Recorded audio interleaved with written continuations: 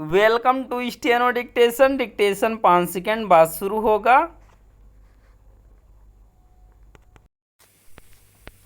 Start.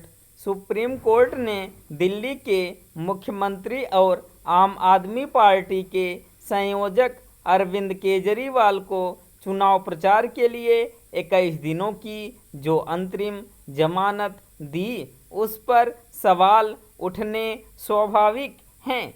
उन्हें jail से बाहर आने की विशेष सुविधा केवल इसलिए दी गई ताकि वह चुनाव प्रचार कर सकें।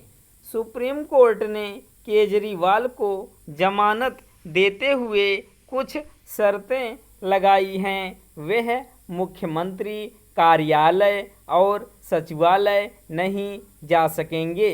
जिस मामले में जेल में हैं उस पर कुछ नहीं बोलेंगे और गवाहों से संपर्क करने की कोशिश नहीं करेंगे। उन्हें चुनाव प्रचार खत्म होते ही फिर से जेल में लौटना होगा। इसका अर्थ तो यही है कि सुप्रीम कोर्ट उन पर लगे आरोपों को गंभीर मान रहा है या फिर फिलहाल उन्हें निर्दोष मानकर नहीं चल रहा है। सुप्रीम कोर्ट ने चाहे जिस आधार पर यह पाया हो कि केजरीवाल को चुनाव प्रचार की सुविधा मिलनी चाहिए, लेकिन क्या किसी नेता की ओर से चुनाव प्रचार करना मौलिक या संवैधानिक अधिकार है? यदि है तो क्या वह अन्य नेताओं और खासकर ऐसे नेताओं को भी मिलेगा जो अपने दल या संगठन के प्रमुख या वरिष्ठ नेता हैं? इसकी अनदेखी नहीं की जा सकती कि कई छोटे छोटे दलों के नेता दागी किस्म के हैं। क्या अब उन्हें वैसी ही सुविधा मिला करेगी जैसी केजरीवाल को मिली?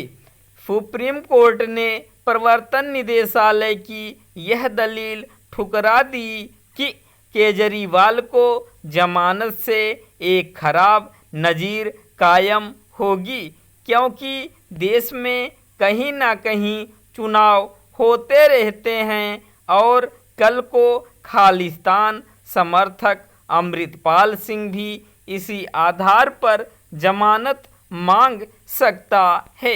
सुप्रीम कोर्ट की नज़र में अमृतपाल का मामला केजरीवाल के मामले से अलग है, लेकिन क्या इससे अमृतपाल जैसे लोग अदालत का दरवाज़ा खटखटाना बंद कर देंगे?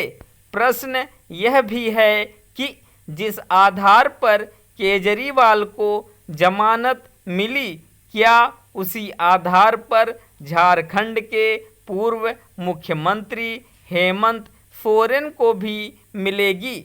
हाई कोर्ट की ओर से अपनी जमानत याचिका खारिज किए जाने पर वह सुप्रीम कोर्ट गए थे, जहां उनसे अगले सप्ताह आने को कहा गया।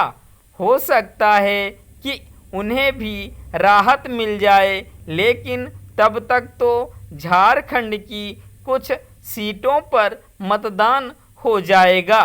क्या उनका दोष यह है कि उन्होंने अपनी गिरफ्तारी के पहले त्यागपत्र दे दिया और जेल से सरकार चलाने की जिद नहीं पकड़ी? न्याय समानता के सिद्धांत की मांग करता है। केजरीवाल को मिली जमानत इसलिए भी सवाल खड़ा करने वाली है कि अतीत में कई प्रमुख नेताओं को चुनाव प्रचार के लिए जमानत नहीं मिली। इसकी भी अनदेखी नहीं की जा सकती कि केजरीवाल को चुनाव के मौके पर इसलिए जेल जाना पड़ा और शराब घोटाले में उनकी गिरफ्तारी पर सुनवाई इस कारण नहीं हो सकी क्योंकि वह कई महीनों तक प्रवर्तन निदेशालय के समन की अनदेखी करते रहे। स्टॉप।